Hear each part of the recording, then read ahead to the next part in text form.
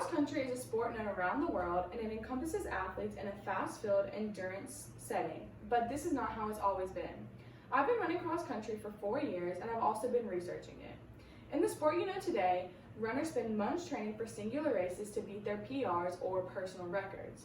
Practices are full of blood, sweat, and tears, and can even begin as early as May for a season that starts in late August. Cross country originated in England, and it has a very interesting history.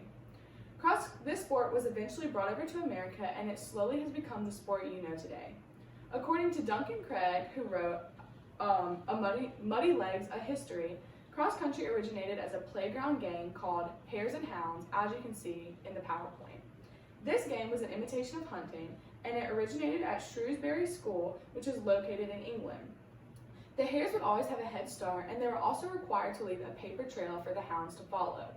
According to Roger Robinson, author of The Origins of Cross Country, this paper trail was called a scent. The hounds were supposed to follow this scent to find the hares.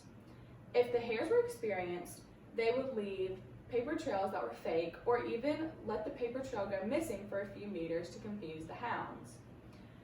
After the hares were found, the real chase kicked in.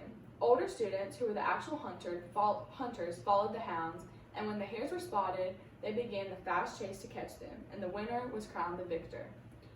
While this was the origin of cross country, it has changed and matured throughout the years.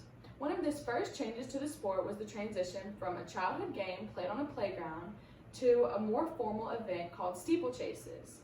In The Origins of Cross Country by Roger Robinson, steeplechases were modeled on their father's daredevil horseback adventures from one church steeple to the next. With these races, an actual course was planned in advance rather than just following a paper trail. As Bunbury Cross Country Running Club states, cross country eventually became a more organized event, and the first ever formal cross country competition was held in 1837, which was called the Creek Run, as you can see in the PowerPoint. The Creek Run was held at Rugby High, Rugby School, and after seeing the fanfare cross-country cause in England, somebody by the name of William C. Vosburgh decided to bring this sport back to America. As you can see in the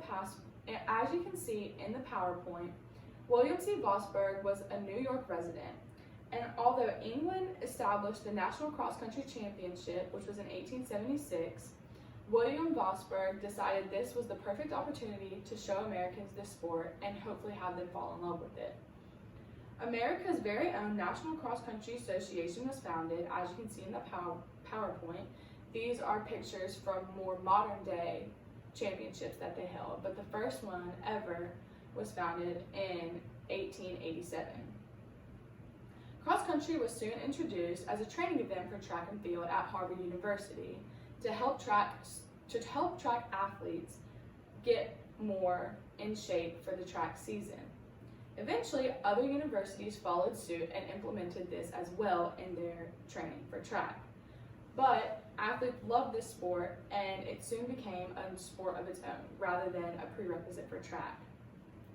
According to Stephen Sedelk, a team score is the sum of the placings of the team's first 5 runners. The first place runner is awarded 1 point, second place 2 points, and so on. The team with the lowest points after they're all calculated is the winner. Cross country has traveled a long way from England 200 years ago, and what started out as a simple game played between friends has transformed into a sport known and loved by the world. Cross country dictates many things in runners' lives, such as when to wake up in the morning or even what to eat and how they fuel their body for races. As you can see, cross country was not always the sport that you know today, but it has quickly transformed into one loved by many. And as you can see at the end of the PowerPoint, these are just the things that make up cross country today. The races, the tape on the legs to prevent sports injuries and everything like that. It's also commonly referred to as XC instead of cross country. So XC or cross country has become world renowned and is much more known today than Hounds and Hares, the childhood game.